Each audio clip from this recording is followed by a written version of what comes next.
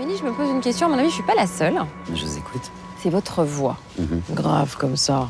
Moi, je trouve ça hyper sensuel. C'est une signature maintenant en politique.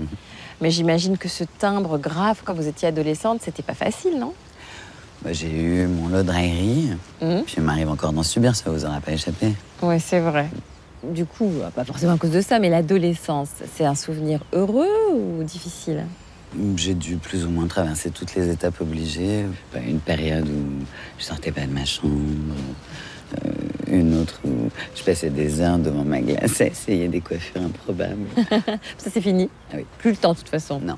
D'ailleurs, comment est-ce que vous faites ici? Vous avez tout un staff, là, de coiffeuses, maquilleuses, qui vient 7 jours sur 7, 24-24? Non, je me débrouille toute seule. Bon, non. Et Patrick Bruel, c'est moi. Hein. Ah bon? Bon, moi, j'ai dépassé mon seuil de tolérance depuis un bon bout de temps, là. Madame la Présidente, c'est la fin de cette émission. Merci beaucoup pour ce moment agréable. Je vous ai trouvé très sincère et je pense que ça va se voir aussi. Merci, Karim. Alors, dernière question, je suis obligée de vous la poser.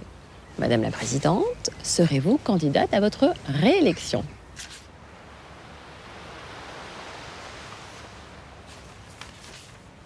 Attends. Remets le son. Oh, ça va. Si, remets. T'as fait sa tête de loup, remets-la. C'était amusant tout à l'heure de me confier à vous sur mes tourments d'adolescente.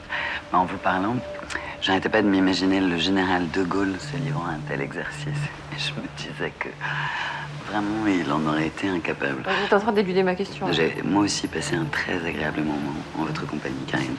Et si certains de nos compatriotes qui ne s'intéressent pas à la politique m'ont trouvé sympathique, je m'en félicite. C'est sûr. Mais s'ils votent en fonction de cela, nous avons un problème. Quand la personnalité prend le pas sur le programme, la démocratie s'affadit au point de se mettre en danger.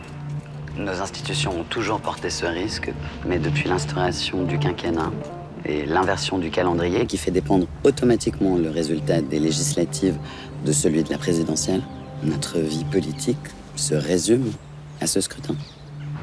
La présidentielle est devenue un feuilleton, une série télévisée dans laquelle on confronte plus les images et les personnalités que les idées. Vous voyez comme cette hyper-personnalisation appauvrit les débats.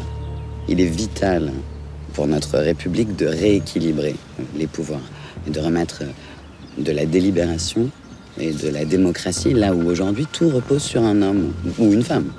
C'est pourquoi je crois le moment venu de nous interroger collectivement sur ce qui fonde notre pacte démocratique, les institutions, notre constitution. Et comme toujours en cette matière, c'est le peuple qui tranchera. Par référendum, c'est à lui de décider. Vous envisagez une 6e République? Les numéros n'ont pas d'importance. Je consulterai bien sûr largement juristes et constitutionnalistes, mais la feuille de route est claire.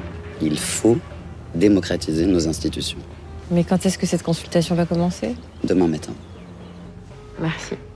Merci, Madame la Présidente. Merci. Création originale, Baron Noir saison 3, seulement sur Canal+.